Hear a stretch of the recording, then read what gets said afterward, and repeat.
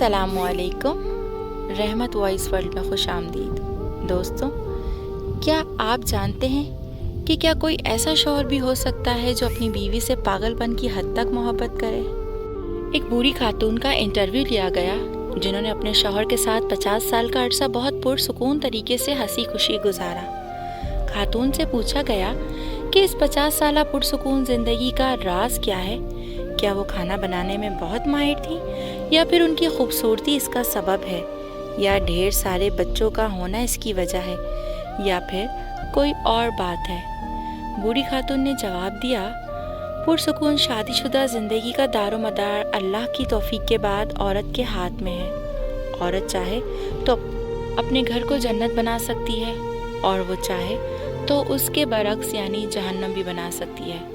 इस सिलसिले में माल का नाम मत लीजिए। बहुत सारी मालदार औरतें जिनकी ज़िंदगी अजीरन बनी हुई है, शौहर उनसे भागा भागा रहता है। खुशहाल शादीशुदा ज़िंदगी का सबब औलाद भी नहीं है।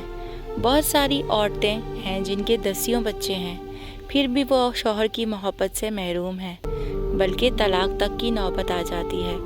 बहुत सारी ख़वातीन खाना पकाने में बहुत माहिर होती हैं, दिन भर खाना बनाती रहती हैं, लेकिन फिर भी उन्हें शौहर की बदसलूकी की शिकायत रहती हैं। इंटरव्यू लेने वाली खातून सहाफ़ी को बहुत हैरत हुई। उसने पूछा, फिर आखिर इस खुशहाल ज़िंदगी का राज क्या है?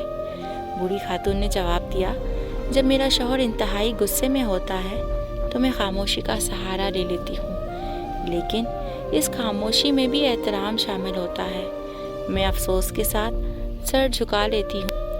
ऐसे मौके पर बाज़ ख़वातीन खामोश तो हो जाती हैं, लेकिन इसमें तमस्खुर का अंसर शामिल होता है। उससे बचना चाहिए। समझदार आदमी उसे फ़ौरन भांप लेता है। नामा निगार खातून ने पूछा, ऐसे मौके पर आप कमरे से निकल क्यों नहीं जाती? बूढ़ी खातून ने जवाब दिया, नहीं, ऐसा करने से शौहर को ये लगेगा कि आप उससे भाग रही हैं, उसे सुनना नहीं चाहती। ऐसे मौके पर खामोश रहना चाहिए, और जब तक वो पुरसुकून ना हो जाए उसकी किसी भी बात की मुखालफत नहीं करनी चाहिए। जब शौहर किसी हद तक पुरसुकून हो जाता है तो मैं कहती हूँ, पूरी हो गई आपकी बात? फिर मैं कमरे से चली जाती हूँ, क्योंकि शौहर बोल बोल कर थक चुका होता है और चीखने चिल्लाने के बाद अब उसे थोड़े आराम की ज़रूरत होती है।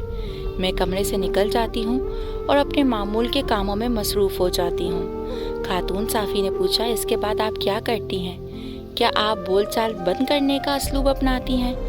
एक आध हफ्ता आप बात नहीं करती होंगी।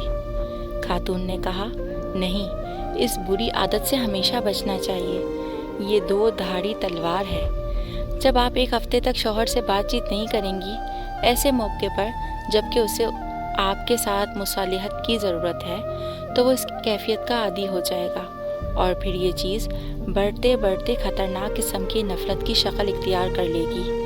सहाफ़ी ने पूछा, फिर आप क्या करती हैं? बूढ़ी खातून बोली, मैं 2-3 घंटे बाद शौहर के पास एक ग्लास जूस या 1 कप कॉफ़ी लेकर जाती हूँ और मोहब्बत भरे अंदाज में कहती हूँ, पी लीजिए। हकीकत में शौहर को इसकी ज़रूरत होती है। फिर मैं उससे नॉर्मल अंदाज में बात करने वो पूछता है, क्या मैं इससे नाराज़ हूँ? मैं कहती हूँ, नहीं। इसके बाद वो अपनी सख्त कलामी पर माजरत ज़ाहिर करता है और ख़ूबसूरत किस्म की बातें करने लगता है। इंटरव्यू लेने वाली खातून ने पूछा, और आप इसकी ये बातें मान लेती हैं? बूढ़ी खातून बोली, बिल्कुल, मैं कोई अनाड़ी थोड़ी हूँ, मुझे अपने आप पर पूरा भरोसा होता है। क्या आप चाहती हैं कि मेरा शौहर जब गुस्से में हो तो उसकी हर बात का यकीन कर लूँ, और जब वो पुरसुकून हो तो उसकी कोई बात ना मानूँ? खातून सहाफ़ी ने पूछा, और आपकी इज़्ज़त नफ्स? बूढ़ी खातून बोली, पहली बात तो ये कि मेरी इज़्ज़त नफ्स उसी वक्त है जब मेरा शौहर मुझसे राज़ी है और हमारी शादीशुदा ज़िंदगी पुरसुकून है। दूसरी बात ये कि मियाँ बीवी के दरमियान इज़्ज़त नफ्स नाम की कोई चीज़ नहीं होती। जब मर्द और औरत एक दूसरे के लिबास हैं तो फिर कैसी इज़्ज़त नफ्स? बस यही राज है मेरी पुरसुकून ज़िंदगी का। उम्मीद करती हूँ ये बात आपको ज़रूर पसंद आएगी। वीडियो पसंद आए तो वीडियो को लाइक, शेयर और चैनल को सब्सक्राइब करना मत भूलिए। शुक्रिया।